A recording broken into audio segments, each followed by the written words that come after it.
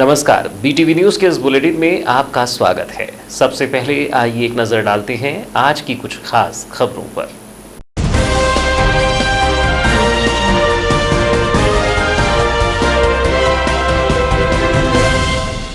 Green zone से orange zone में शामिल हुए 2 जिले मंडला और सिवनी। जिले में मिले कोरोना पॉजिटिव। बालाघाट जिला प्रशासन भी हुआ सतर्क, बढ़ाई गई जिले की सीमाओं की चौकसी। सिवनी जिले के कोरोना पॉजिटिव की निकाली गई ट्रेवल हिस्ट्री। कटंगी सहित लालबर्रा भी गया था कोरोना पॉजिटिव। एफआईआर आपके द्वार योजना का किया शुभारंभ। एफआईआर कराने अब थाने जाने की जरूरत नहीं। गृह मंत्री डॉक्टर नरोत्तम मिश्रा ने योजना का किया शुभारंभ। पुलिस कंट्रोल रूम में आईजी राव ने दी जानकारी। प्रवासी बगुलों का शिकार करने का मामले में 2 आरोपियों को किया गया गिरफ्तार। वन विभाग ने किया आरोपियों को गिरफ्तार। वन परिक्षेत्र अंतर्गत ग्राम खड़गपुर का है मामला। और अब समाचार विस्तार से। मध्य प्रदेश में कोरोना वायरस उन जिलों में भी अपने पैर पसारने लगा है जहां अभी तक एक भी कोरोना संक्रमित मरीज नहीं मिला था। स्वास्थ्य विभाग की जारी रिपोर्ट में प्रदेश के उन जिलों में भी कोरोना संक्रमित मरीज मिले हैं जिन्हें ग्रीन जोन में रखा था। प्रदेश के ग्रीन जोन में शामिल 24 में से 12 जिलों में कोरोना संक्रमित मरीज मिले हैं। सरकार ने 30 अप्रैल 2020 को जारी रिपोर्ट में ग्रीन, ऑरेंज और रेड जोन को वर्गीकृत किया था। इसमें साफ था कि जिन जिलों में अभी तक कोई कोरोना संक्रमित मरीज नहीं मिला या पिछले 21 दिनों में कोई केस सामने नहीं आया, ऐसे जिलों को ग्रीन जोन में रखा जाएगा, जिसमें मध्य प्रदेश के 24 जिले शामिल थे। लेकिन अब ग्रीन जोन में शामिल हुए जिलों में कोरोना संक्रमितों के मिलने से शासन की चिंताएं और भी बढ़ गई हैं, जिसको लेकर लगातार शासन जिला प्रशासन से संपर्क बनाए हुए है। वहीं कोरोना संक्रमण को रोकने के लिए नियमों का पालन सुनिश्चित कराने के लिए कहा गया है ताकि संक्रमण को रोका जा सके। प्रदेश में ग्रीन जोन में शामिल सिवनी और मंडला जिला भी अब ऑरेंज जोन में शामिल हो गया है, जिसके बाद बालाघाट जिले में भी प्रशासन अलर्ट हो गया है। सिवनी जिले के घनसौर तहसील के अंतर्गत ग्राम तुमड़ी पार में गुजरात से लौटे मजदूर का सैंपल भेजा गया था, जिसकी रिपोर्ट पॉजिटिव आई है। इसके अलावा मंडला जिले में भी बालाघाट जिले की सीमा से सटे नैनपुर पिंडरई के विद्यानगर में भी नागपुर से लौटे एक 35 वर्षीय व्यक्ति की रिपोर्ट पॉजिटिव आई है, जिसे भी मंडला जिला प्रशासन ने आइसोलेट किया है। दोनों ही मामलों में एक मामला ये भी सामने आया है कि दोनों ही मजदूर होम क्वारंटाइन का पालन नहीं कर रहे थे। फिलहाल बालाघाट जिले से लगे दोनों ही जिलों की सीमाओं को सील कर दिया गया है, जबकि दोनों ही मामले के बाद से बालाघाट जिला प्रशासन भी हरकत में आया है। पुलिस अधीक्षक अभिषेक तिवारी ने बताया कि 10 मई की शाम से ही जिले की सीमाओं को अलर्ट कर दिया गया है। दोनों ही जिलों से आने वालों की स्क्रीनिंग की जा रही है, जबकि जिले की सीमाओं को सील कराने के लिए अधिकारियों को कहा गया है, जो कि सीमाओं पर कार्य कर रहे हैं। कल की ये खबर है जो मंडला में पॉजिटिव और सिवनी जिले में भी एक पॉजिटिव मरीज की सूचना में प्राप्त हुई है। कल शाम से ही जो हमारे इंटर डिस्ट्रिक्ट के बॉर्डर्स हैं, जो थाने हैं जो हमारे बॉर्डर क्षेत्र में लगते हैं मंडला और सिवनी से, उनको सूचित किया गया है। वहाँ पर आवागमन जो है और भी प्रॉपर स्क्रीनिंग, मेडिकल स्क्रीनिंग हो रही है और सभी का कॉन्टैक्ट हिस्ट्री ट्रेस करने के लिए हम लोग रजिस्टर्स का भी उपयोग कर रहे हैं। वहाँ पे सभी की एंट्री की जा रही है और उसके बाद ही आने दिया जा रहा है। जैसा कि मंडला जिले में पता चला है कि नैनपुर जो हमारा करीब का ही सब डिवीज़न है वहाँ पाया गया है, तो वहाँ के जो आसपास के गांव हैं उनको प्रॉपर पूरा सीलिंग, जो छोटी रोड्स भी हैं वहाँ पर भी सीलिंग के लिए निर्देशित किया गया है और उसको इफेक्टिवली कराने के लिए आज वरिष्ठ अधिकारियों को भी वहाँ पे संबंधित एसडीओपी, एसडीएम्स को भेजकर वहाँ इस कार्रवाई को सख्ती से। पुलिस अधीक्षक अभिषेक तिवारी ने नगर में बिना मास्क और अनावश्यक रूप से घूम रहे लोगों को चेताते हुए कहा है कि अब तक हमारा जिला ग्रीन जोन में बना हुआ है, जिसके लिए जिले की जनता ने अच्छा सहयोग दिया है, लेकिन कुछ लोग इसका पालन नहीं कर रहे हैं, जिसके तहत ऐसे लोगों के विरुद्ध पुलिस वैधानिक कार्यवाही भी कर रही है। उन्होंने जनता से अपील करते हुए कहा है कि सोशल डिस्टेंसिंग, मास्क और प्रशासन के निर्देशों का पालन करें। लोगों के खिलाफ में क्या कार्रवाई की जा रही है? इसमें अभी लगातार सभी को नगर पालिका के द्वारा, पुलिस विभाग के द्वारा और भी राजस्व विभाग के द्वारा भी लगातार चेतावनी दी जा रही है। कुछ लोगों को उस पर वैधानिक कार्रवाई जो है वो भी की जा रही है। खासकर मास्क के प्रयोग के लिए भी सभी को जागरूक भी किया जा रहा है। सबसे बड़ा मेरा मीडिया के माध्यम से भी बालाघाट जिले के सभी नागरिकों से, इस बालाघाट शहर के नागरिकों से यही निवेदन है कि बहुत ही आप सभी के प्रयास से, मेहनत से, अनुशासन से अभी तक ये है कि बालाघाट ग्रीन जोन में बना हुआ अभी तक एक भी पॉजिटिव केस नहीं है। इसका मतलब यही है कि हम लोग इस अनुशासन को बनाए रखें और कृपया करके सभी लोग अपने मास्क का लगातार उपयोग करें। बाहर जब बहुत ही ज़रूरी काम हो तभी बाहर निकलें, खासकर जो 7 बजे तक का भी कुछ समय दिया गया है उसमें भी अनावश्यक बाहर ना निकलें। इसके साथ ही साथ जो हमारा फिजिकल डिस्टेंस है या 2 गज की दूरी वाला जो नियम है उसका पालन ज़रूर करें, जिससे कि इस आधार पे हम लोग अपने आप को ग्रीन जोन में लगातार बनाए रख सकें। इधर सिवनी जिले की घनसौर जनपद पंचायत के ग्राम तुमड़ी पार का 26 वर्षीय युवक कोरोना पॉजिटिव की ट्रैवल हिस्ट्री पता करने पर पाया गया कि वो बालाघाट जिले के बोनकट्टा बॉर्डर से प्रवेश हुआ था और सिवनी के लिए रवाना हुआ था। बालाघाट जिला प्रशासन ने सुमड़ी पार के कोरोना पॉजिटिव पाए गए मरीज के साथ बोनकट्टा बॉर्डर पर प्रवेश करने वाले और उसके संपर्क में आए जिले के 37 लोगों का पता लगा लिया है। कटंगी एसडीएम रोहित बंभोरे ने बताया कि इसमें से 21 कटंगी विकास खंड के और 16 लालबर्रा विकास खंड के हैं। इन सभी 37 लोगों से संपर्क कर लिया गया है और सभी स्वस्थ हैं। सिवनी जिले के मरीज के संपर्क में आए सभी 37 लोगों को एहतियात के तौर पर क्वारंटाइन कर दिया गया है। सभी 37 लोगों के सैंपल लेकर कोरोना टेस्ट के लिए जबलपुर की लैब भेजे जा रहे हैं। जिले की जनता से भी अपील की गई है कि वो अफवाहों पर ध्यान न दें। जिले में अब तक कोरोना का एक भी पॉजिटिव केस नहीं आया है। सभी लोग सावधानी बरतें और फिजिकल डिस्टेंसिंग का पालन करते हुए मुंह पर मास्क अवश्य लगाएं। मध्य प्रदेश शासन के गृह एवं लोक स्वास्थ्य एवं परिवार कल्याण मंत्री डॉक्टर नरोत्तम मिश्रा ने 11 मई को FIR आपके द्वार योजना का शुभारंभ किया। इस योजना के लागू होने से अब लोगों को FIR दर्ज कराने थाने जाने की जरूरत नहीं रहेगी, बल्कि डायल 100 को सूचना देकर घटनास्थल से ही FIR दर्ज कराई जा सकेगी। बालाघाट जिले में पायलट प्रोजेक्ट के तहत थाना कोतवाली बालाघाट में इस योजना को लागू किया जा रहा है। गृह मंत्री डॉक्टर नरोत्तम मिश्रा ने योजना के शुभारंभ अवसर पर बताया कि FIR दर्ज कराने की घर पहुंच सेवा देने वाला मध्य प्रदेश देश का पहला राज्य बन गया है। इस योजना में थाने का अमला रिपोर्ट लिखने घर पर आएगा। ये योजना पुलिस और आम जन के लिए अभिनव पहल है। इसका लाभ जनता को मिलेगा। जो लोग थाने आने में संकोच करते हैं उन्हें इस योजना से मदद मिलेगी। मंत्री डॉक्टर मिश्रा ने बताया कि FIR आपके द्वार योजना 11 संभागीय मुख्यालयों के 1 शहरी थाना और 1 ग्रामीण थाने और गैर संभागीय मुख्यालय दतिया के 1 शहरी थाना सहित पायलट प्रोजेक्ट के रूप में 23 थानों में प्रारंभ की गई है। उन्होंने कहा कि मध्य प्रदेश की डायल 100 सेवा ने जनता का दिल जीता है। सड़क दुर्घटनाओं में लोगों को अस्पताल पहुंचाकर कई लोगों की जान बचाई जा चुकी है। अब शिकायतें प्राप्त होते ही डायल 100 शिकायतकर्ता के घर जाकर FIR दर्ज करेगी। मंत्री डॉक्टर मिश्रा ने इस अवसर पर इमरजेंसी रिस्पांस सिस्टम के अंतर्गत हेल्पलाइन डायल 112 का शुभारंभ करते हुए बताया कि 112 नंबर पर डायल करने से जनता को एम्बुलेंस, पुलिस और अग्निशमन सेवाएं एक ही नंबर पर उपलब्ध हो सकेंगी। कंट्रोल रूम से शिकायतों का वर्गीकरण किया जाकर तत्काल संबंधित विभागों से क्रियान्वयन सुनिश्चित कराया जा सकेगा। डायल 112 की शुरुआत कर मध्य प्रदेश देश के अग्रणी राज्यों में शामिल हो गया है। पुलिस कंट्रोल रूम बालाघाट में इस योजना के शुभारंभ अवसर पर बालाघाट जोन के पुलिस महानिरीक्षक KP वेंकटेश्वर राव, पुलिस उप महानिरीक्षक अनुराग शर्मा, पुलिस अधीक्षक अभिषेक तिवारी और पुलिस के अन्य अधिकारी मौजूद थे। पुलिस महानिरीक्षक वेंकटेश्वर राव ने इस अवसर पर बताया कि FIR की इस घर पहुंच सेवा के लिए बालाघाट जिले के थाना कोतवाली को पायलट प्रोजेक्ट के रूप में शामिल किया गया है। आम लोग डायल 100 का उपयोग कर पुलिस की सेवाएं लेते हैं।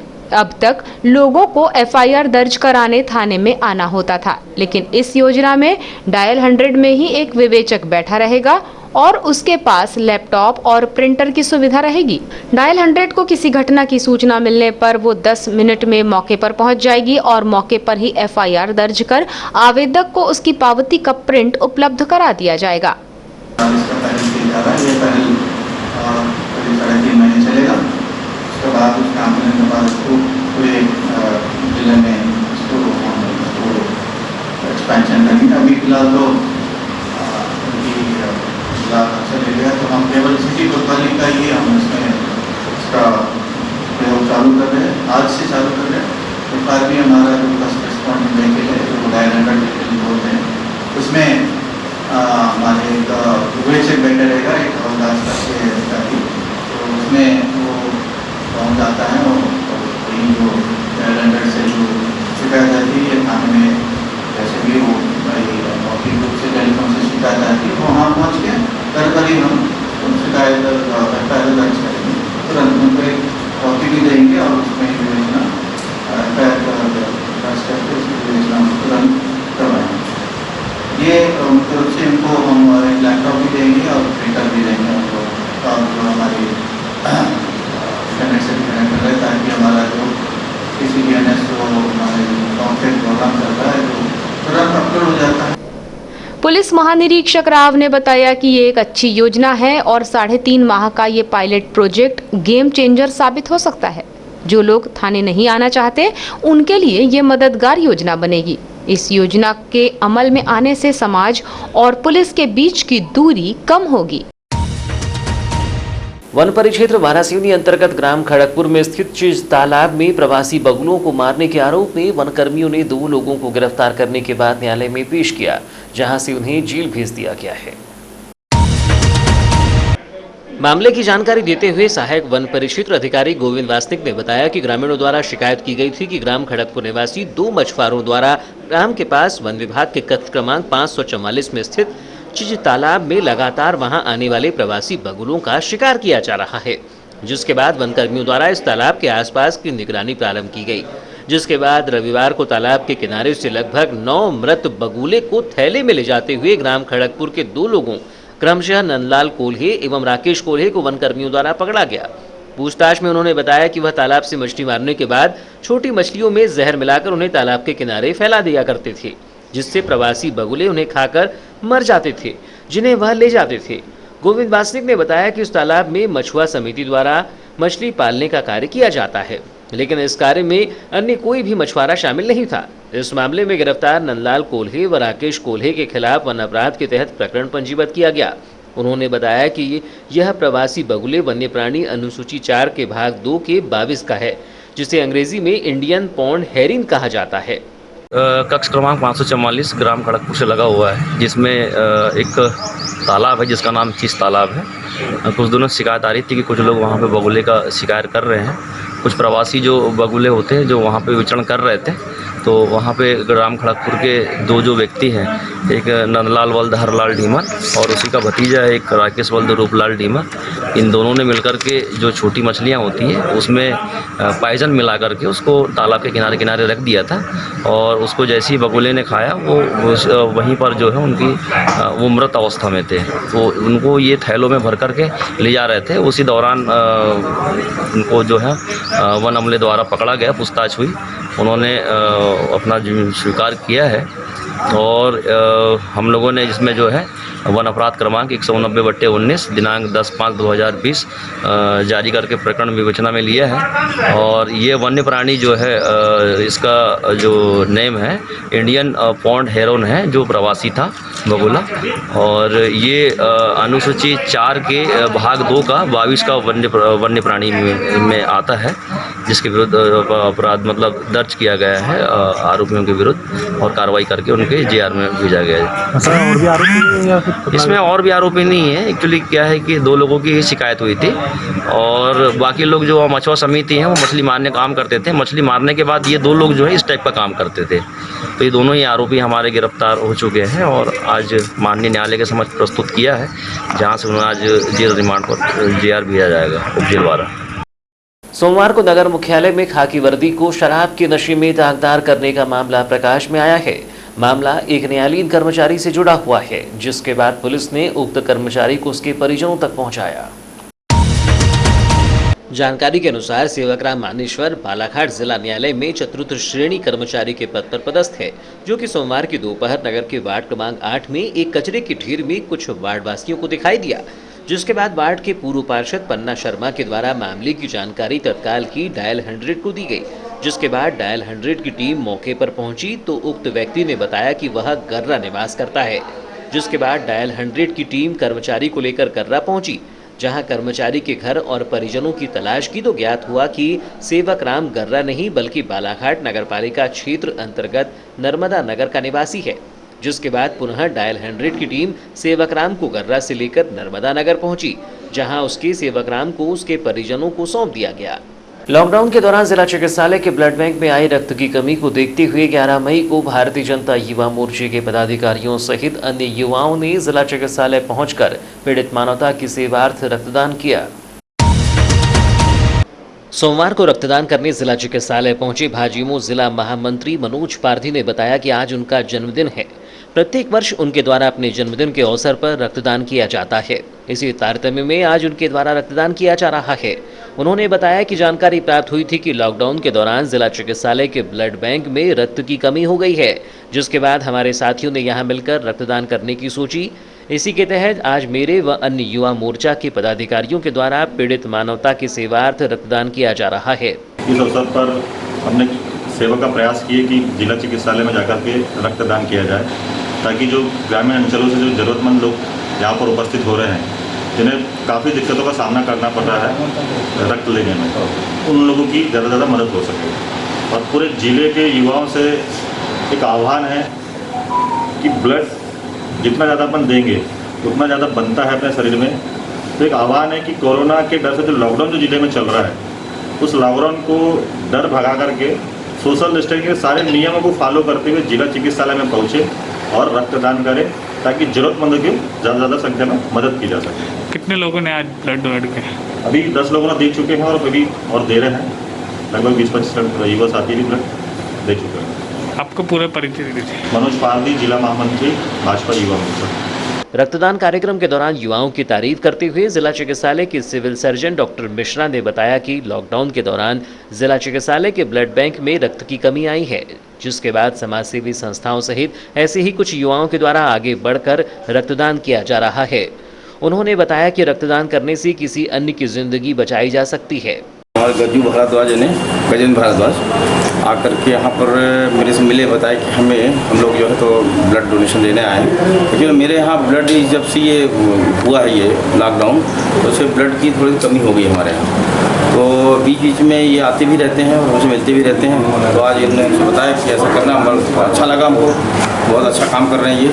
और ये पहले नंबर में इनके मनोज पारधी आए हैं, यहीं का ब्लड डोनेट हो रहा है। और बाकी तो अभी कम से कम लगभग 20 लोग और हैं।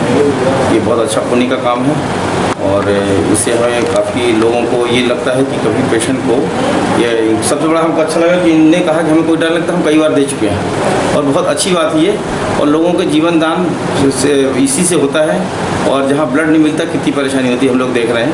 तो बहुत अच्छा काम है, हम बहुत इसके लिए उनका धन्यवाद देते हैं गजेंद्र भारद्वाज को और मनोज पारधी को और उनकी टीम को पूरे को। सर ये देखा जा रहा है कि रक्तदान कार्यक्रम के दौरान भाजयुमो जिला अध्यक्ष गजेंद्र भारद्वाज, गौरव श्रीवास्तव, कपिल मेश्राम सहित बड़ी संख्या में युवा मोर्चा के सदस्य मौजूद रहे। फिलहाल समाचारों में वक्त है एक छोटे से ब्रेक का। ब्रेक के बाद हम फौरन हाजिर होते हैं, तब तक बने रहिए BTV न्यूज के साथ।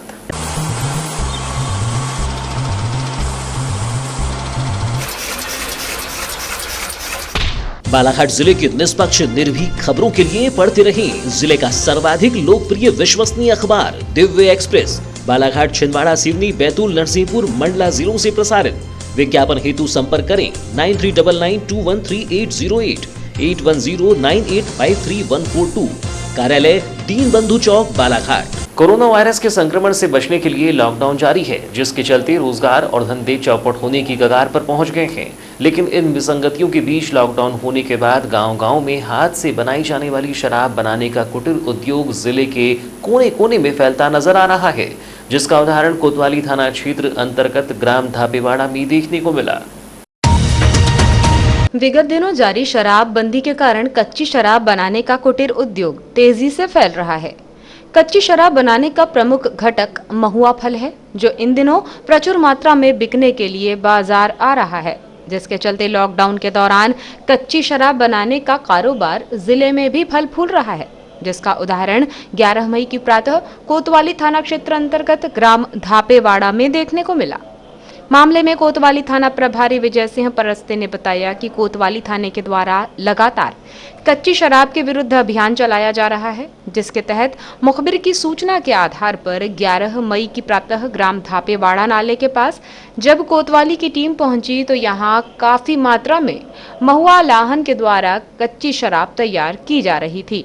हालांकि इस दौरान मौके पर कोई नहीं मिला, जिसके बाद पुलिस ने इस सामग्री को मौके पर ही नष्ट कर दिया। उन्होंने बताया कि इस दौरान लगभग 25,000 रुपये की कीमत के सामान को नष्ट किया गया। उन्होंने बताया कि कच्ची शराब के विरुद्ध लगातार अभियान चलाया जा रहा है और ये अभियान सतत जारी रहेगा।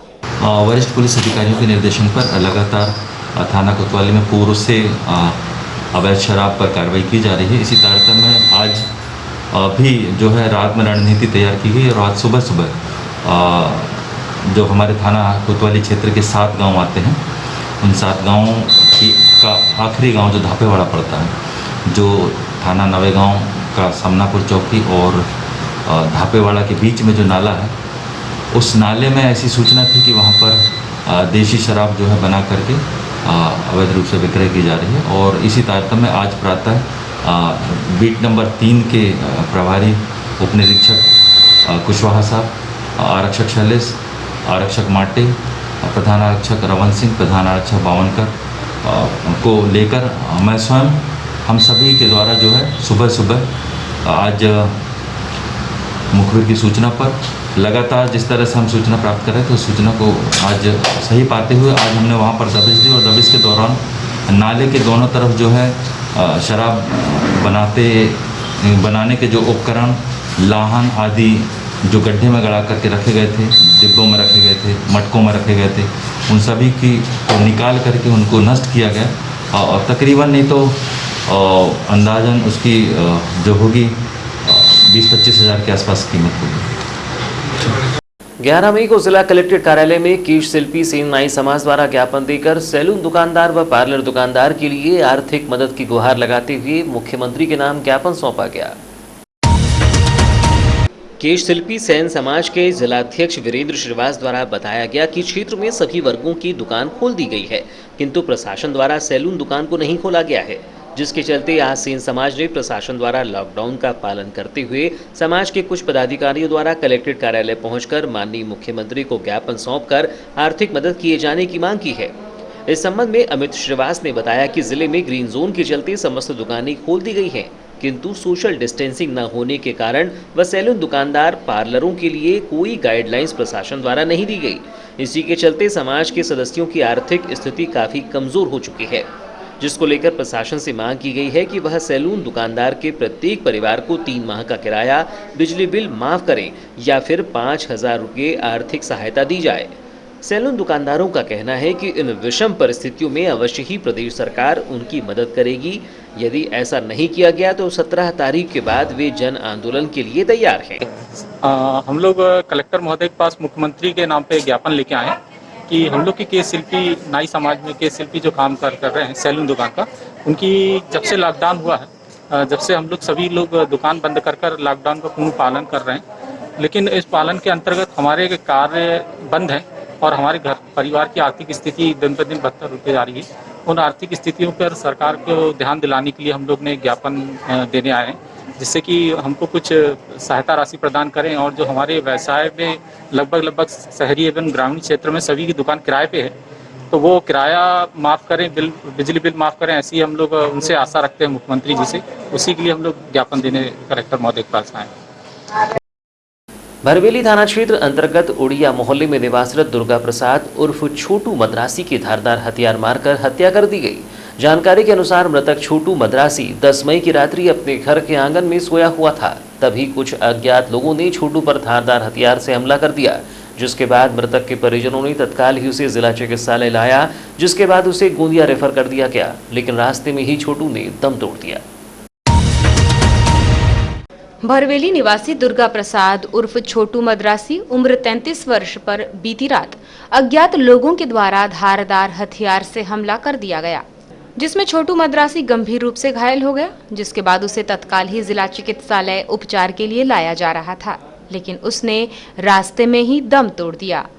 मामले में भरवेली निवासी जयपाल मर्सकोले ने बताया कि बीती रात करीब 11:30 बजे मुझे रवि कुमार बुलाने आया और कहा कि छोटू मद्रासी पर किसी ने हमला कर दिया है।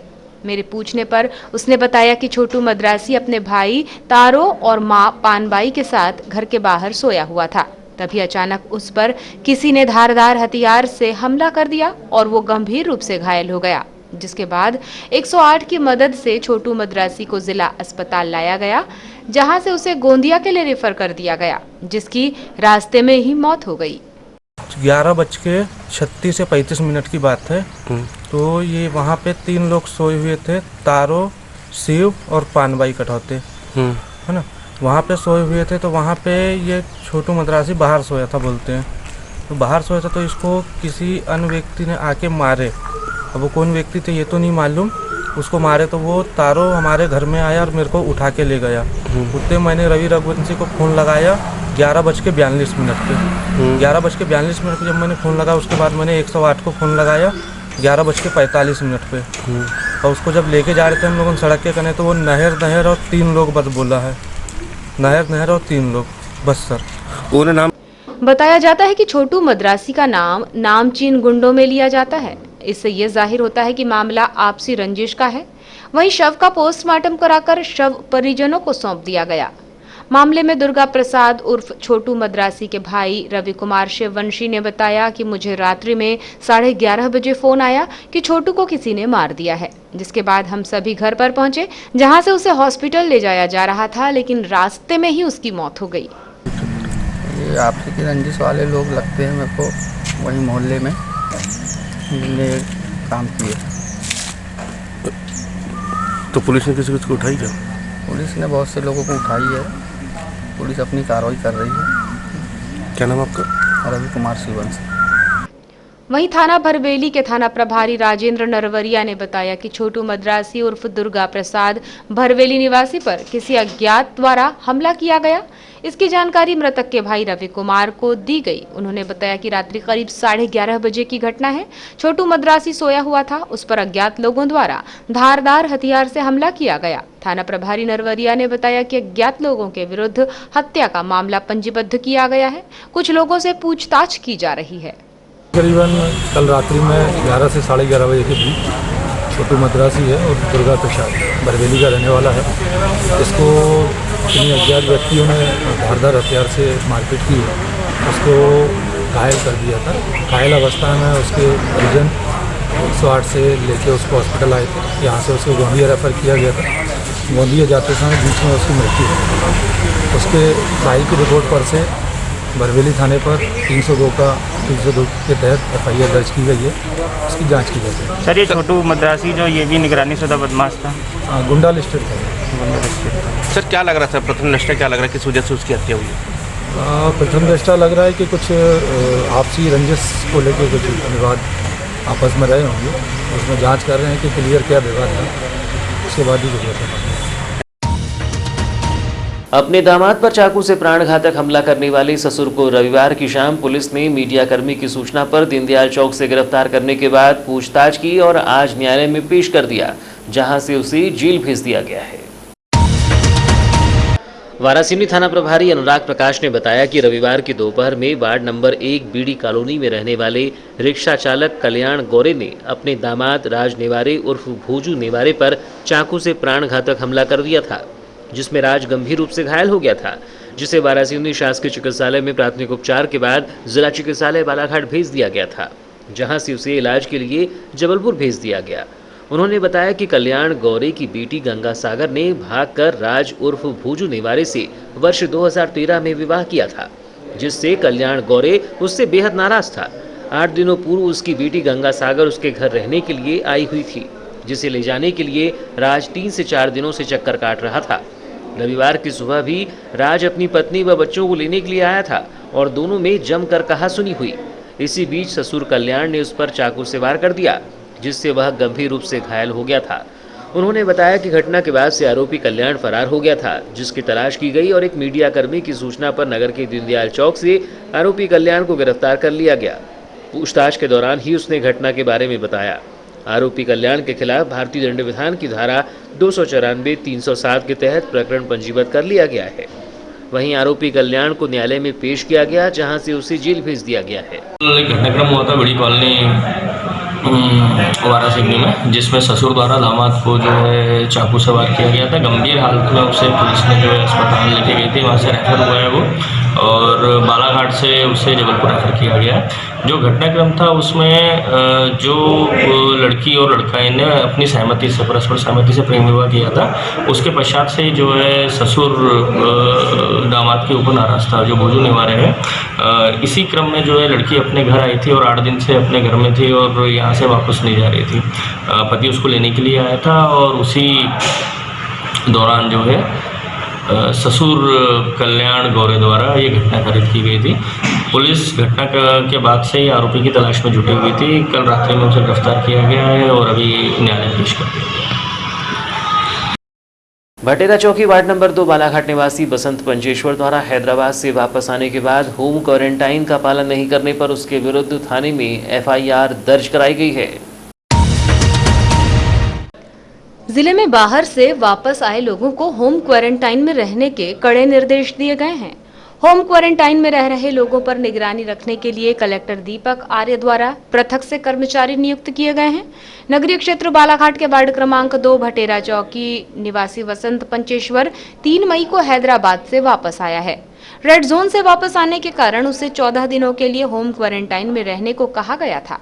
नगर पालिका बालाघाट के वार्ड प्रभारी सहायक ग्रेड 3 सुरेश कुमार वाघाड़े द्वारा 11 मई को सुबह 8 बजे बसंत पंचेश्वर के घर जाकर जांच की गई तो वो घर पर मौजूद नहीं पाया गया। उसके मोबाइल नंबर 9424366191 पर संपर्क करने पर वो लालबर्रा में होना पाया गया। बसंत पंचेश्वर द्वारा होम क्वारंटाइन का पालन न कर इधर उधर घूमने से अन्य लोगों को कोरोना संक्रमण का खतरा हो सकता है और उनका जीवन संकट में आ सकता है, जिसके कारण उसके विरुद्ध थाने में एफआईआर दर्ज करवाई गई। इसी प्रकार लांजी तहसील के ग्राम मोहजरी में हैदराबाद से आए संजय, लोकेश और राजनांदगांव से आए देवीलाल मिसारे द्वारा आशा कार्यकर्ताओं के साथ अभद्रता करने और होम क्वारंटाइन का पालन नहीं करने पर उन्हें सजा के बतौर 14 दिनों के लिए पाल डोंगरी सेंटर में क्वारंटाइन में रखा गया है। नायब तहसीलदार सारिका परस्ते और पुलिस उप निरीक्षक बघेल द्वारा इन तीनों व्यक्तियों को सजा पूरी करने के लिए मोहझरी से पाल डोंगरी पहुंचा दिया गया है। बीटीवी की नन्ही दर्शिका मिल्की जैन का 11 मई को 5वां जन्मदिन है। इनके जन्मदिन के अवसर पर पापा अंकुर, मम्मी मिलन, दादा दादी, बड़े पापा, बड़ी मम्मी, भाई बहन सहित बीटीवी परिवार भी बधाई प्रेषित करता है। आपको जन्मदिन की हार्दिक शुभकामनाएं मिल्की।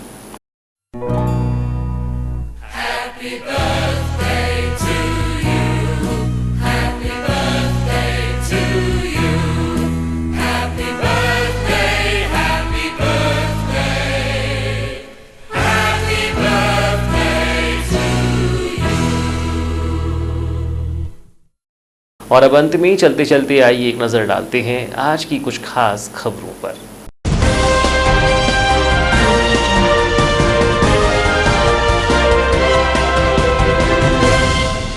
ग्रीन जोन से ऑरेंज जोन में शामिल हुए 2 जिले मंडला और सिवनी। जिले में मिले कोरोना पॉजिटिव।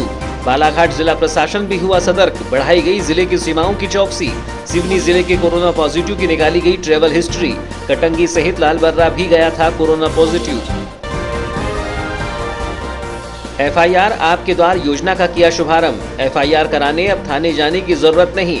गृह मंत्री डॉक्टर नरोत्तम मिश्रा ने योजना का किया शुभारंभ। पुलिस कंट्रोल रूम में आईजी राव ने दी जानकारी। प्रवासी बगुलों का शिकार करने का मामले में 2 आरोपियों को किया गया गिरफ्तार। वन विभाग ने किया आरोपियों को गिरफ्तार। वन परिक्षेत्र अंतर्गत ग्राम खड़गपुर का है मामला। तो ये थी अब तक की खबरें। नई खबरों के साथ एक बार फिर हम हाजिर होंगे। तब तक के लिए दीजिए इजाजत। नमस्कार।